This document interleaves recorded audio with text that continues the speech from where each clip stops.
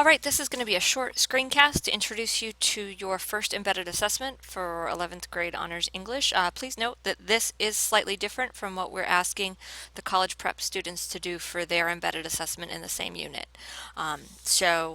Just be aware of that. So first of all, what your assignment is, you're going to be writing an editorial.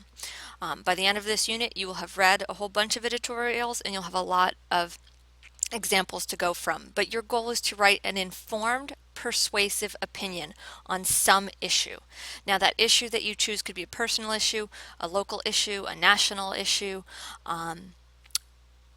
There's a whole lot of options you have for this. However, your issue must be approved ahead of time. We will have a day in class next week in which you will be writing up your proposal for what issue you'd like to work with. Your editorial should be advocating for some specific change that you want to see happen. Editorials are not just undirected ranting about what's wrong with something. You have to have a recommendation that you're going to be making. You want to avoid those big emotional controversial issues. On the assignment sheet, I have a couple listed on there that are absolutely not going to be approved. There are certainly more than that. We just find that those big emotional issues tend to, number one,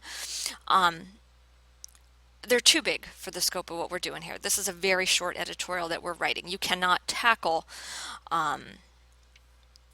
the abortion debate in 250 words. The other thing is that your emotions, which you've already got an opinion on is very strong, that's going to cloud your ability to write something logically and persuasively because you're coming at it from a point of very strong emotion.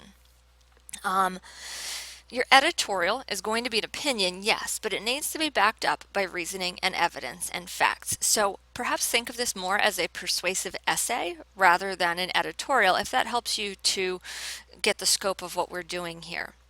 Your editorial should be free of bias and slanted language. We want to make sure that we are being fair in addressing the opposing viewpoint and not attacking or making any opposing idea sound stupid. We will be learning about bias and slanted language, so you'll have more information about that before you get to actually writing your editorial.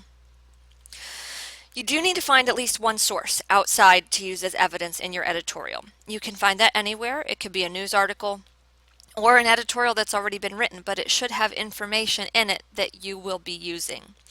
You will be attributing this article through your editorial, but you're not going to be doing a works cited page and you're not going to be doing typical parenthetical reference. You're actually, within your text, you're going to attribute that source. So for example, if you have a statistic, your editorial would read, according to such and such organization, wherever you got this from.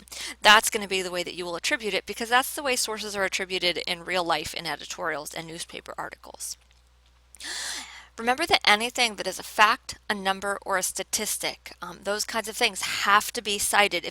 We're requiring you to use one source, but anything that needs to be cited must be cited within your paper. You can't just randomly say 2/3 of teenagers believe whatever without having the source to back that up. The editorial that you're going to be writing is about 250 to 500 words. That is not very long. It sounds like it might be a big deal, but when you finally figure out what 250 to 500 words looks like, it's not really that big of a deal.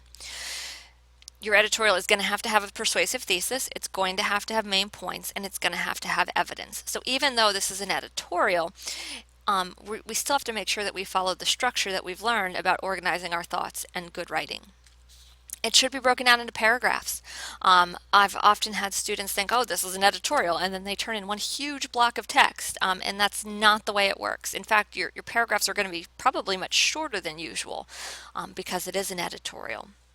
Your editorial must have a headline style title, so think about headlines that you read in the newspaper and how they're different from just like a one-word sort of title. We are going to be giving you a template, which I'm going to show you in a minute, and you can actually use that template. It's on Schoology. You can use that to set up your document and type your editorial directly in there. And finally, you want to make sure that your editorial is submitted in hard copy and to turnitin.com by the due date. So real quick look at your editorial template. As I said, this is on Schoology, and you can save it as your own document title and put your name and your heading up here. Here's a space for your headline, and then you'll actually type your article right in here. The columns are already set up for you. And you'll be good to go. At the very end, I would like you to put the word count in of how long it is, and just to kind of give you an idea, if I highlight this and go to look at the word count, this is 503 words. So that gives you the idea of the scope of what we're doing here. So you would just put 503 words right here, or whatever your word count actually is. The other thing that we'd like to take a real quick look at is the rubric, and that is on the back of your assignment sheet. The essay is going to be scored holistically, which means we look at it as like a big picture thing, but we're paying attention to 4 specific areas. Number 1, how it's focused and organized. Do you have your paragraphs? Do you have your thesis? Is it sort of following a good essay structure? Number 2, we're looking at the content. Are you convincing? Are you reasonable? Are you giving us the evidence and reasoning that supports what you have to say? Are you developing your ideas thoroughly? That you've done your research, your outside source. Have you turned in the article that you used? Have you appropriately included the introduction phrase that is going to attribute it? And that everything that should be cited is cited. And finally, 4th category is conventions.